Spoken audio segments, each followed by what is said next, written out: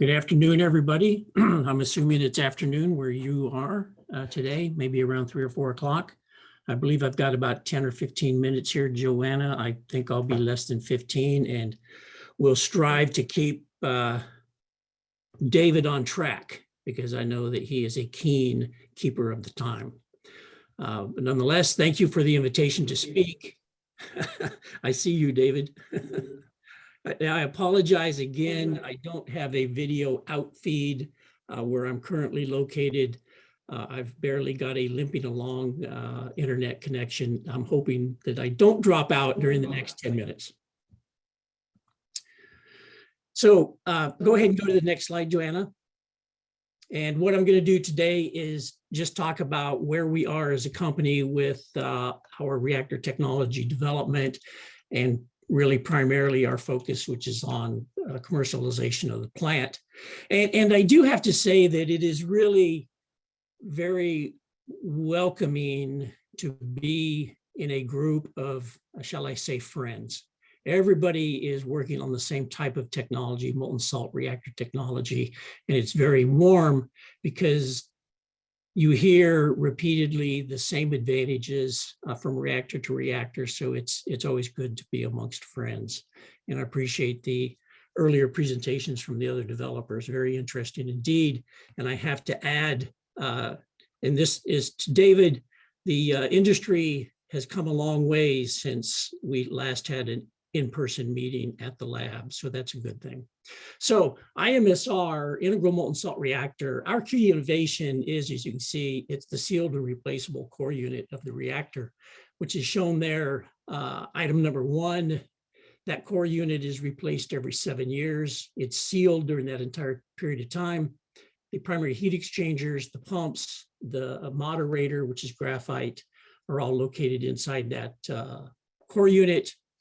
And that core unit has a passive cooling system that operates 24/7, is always on, which I think is becoming a bit of a standard bit of terminology for some of the advanced reactor developers in their emergency heat removal systems.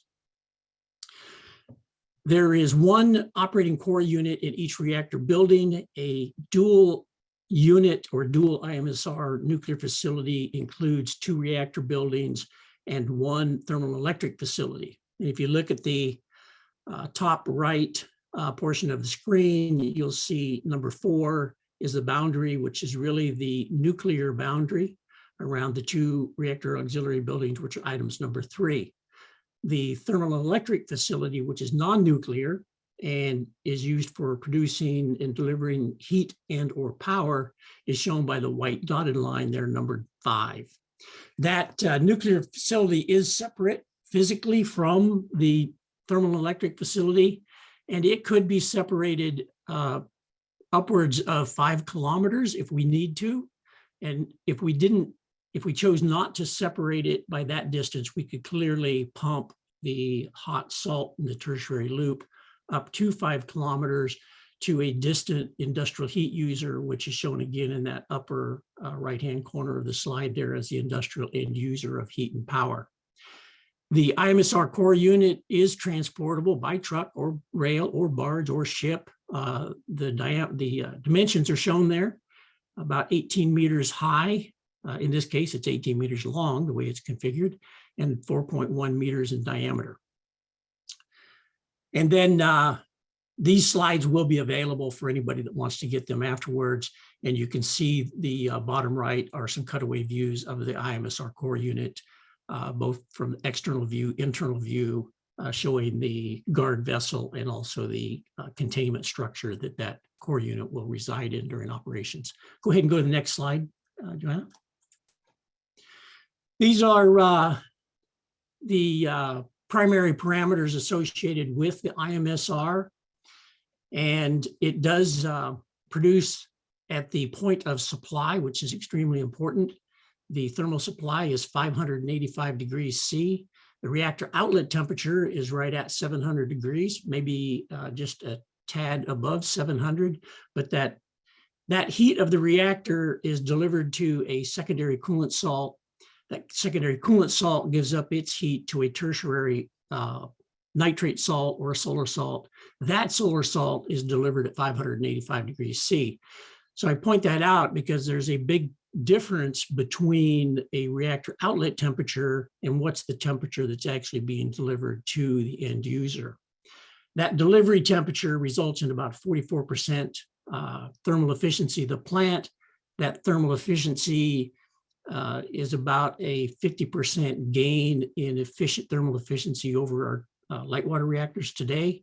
And that thermal efficiency really drops right straight to the bottom line, because that results in increased electrical power generation when this reactor is configured for electrical power generation. Low pressure, the application for this plant is indeed industrial heat and electric power. The plant can provide either 100% power at 390 megawatts, or it could provide 100% thermal power at about 822 megawatts thermal.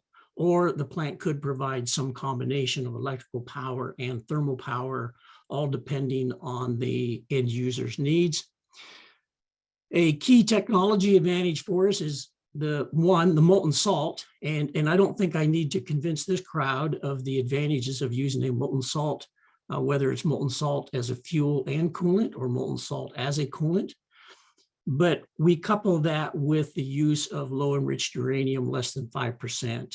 We recognized a lot of years ago that higher assay LEUs could be used, would possibly be used, but we were not willing to take on that commercial risk in terms of having high assay LEU available to us in commercial quantities at the timetables that we would need them. So we are indeed a low enriched uranium, less than 5%.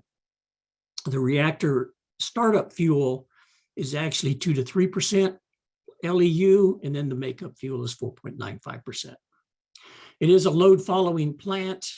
Plant will respond at 5% per minute between 30 and 100% power, both going up and going down. So it's got a reasonable load following capability. Construction time for us is still projected at under 4 years. Capital cost for the plant of $1 to $2 billion. And you can see the comparisons here of a conventional nuclear plant, and that would be a gigawatt size plant. I think, of course, that seems quite obvious to me. The levelized cost of heat, because we do deliver heat, is under $6 for MMBTU, whilst the LCOE for the plant is under $50 per megawatt hour.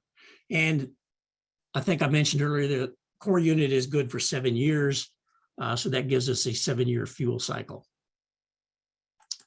Go ahead and go to the next slide, Joanna. This next slide really, again, I feel like I'm in the choir, and I'm simply talking to the folks standing next to me. I'm sure we all recognize that molten salts are a superior reactor coolant.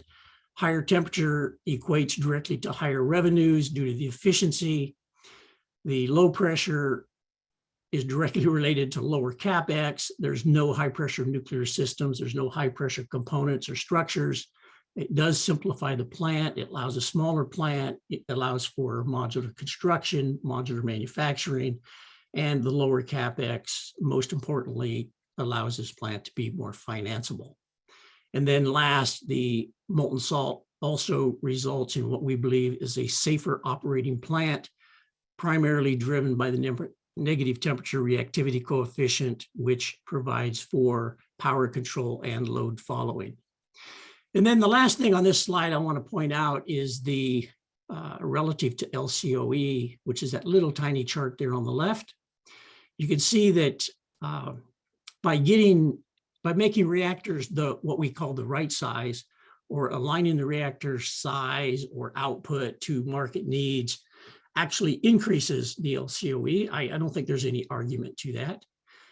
And then modularizing them in whatever fashion a developer chooses, whether it's a part of the plant or all of the plant or its components in the plant, whatever it may be, will indeed reduce the LCOE, but it's not enough. There also has to be the high temperature component, there has to be the low pressure component, and then there has to be the safe operations that indeed result in reduced costs, which overall give us a lower LCOE compared to today's nuclear. And then next slide, Joanna. Thank you. And again, this is the same picture I showed you earlier, but it gives you a little more definition on that separation of the nuclear systems from the thermal and or the electric systems. And what that does is it gives us very high flexibility in terms of serving industry and cogeneration needs. There indeed, we're observing a shift in the marketplace where there's a different set of dynamics today than there was just several years ago. In the past, and it's just the recent past, there was a lot of focus on electric power generation and delivery of electric power from nuclear. Today, we see that shifting more and more to industrial use. Industrial end users are looking for that clean energy that they can get from nuclear. And in our case, because we have separated that thermal electric facility from the reactor, we can customize the thermal electric facility to meet almost any industrial heat user that might be interested in employing nuclear heat and power for their facility. So as you can see, again, going back 585 degrees C supply temperature, we can either provide 822 megawatt thermal power in terms of heat, or we can provide 390 megawatt electrical. And then one more slide, Joanna. And in terms of where are we at, regulatory engagement, we are in the very final days of what has been a significant review with the Canadian Nuclear Safety Commission in their vendor design review. We started that process as early as 2016 with phase 1 of the VDR. We went through that quite quick. We've shared those results with everybody before. We started into phase 2 shortly after that. We anticipated completing VDR phase 2 with the regulator earlier this year. And I kind of goes without even saying, the COVID pandemic and the kind of the shutdown of businesses and going back to remote operations was a bit difficult. It took all of us a while to kind of get our feet underneath us and how we continue to move forward at the same pace we were on. But nonetheless, that did result in a bit longer being necessary to complete that review with the CNSC. The good news is we're almost to the middle of October. We are now simply waiting for the CNSC to finalize their final report for us. And we have all the confidence that we need that we'll receive that report before the end of the year from the regulator. But we have delivered some time ago all of the necessary information and documentation and responses to their requests for information or additional information that have been made. All of that's been passed over to them.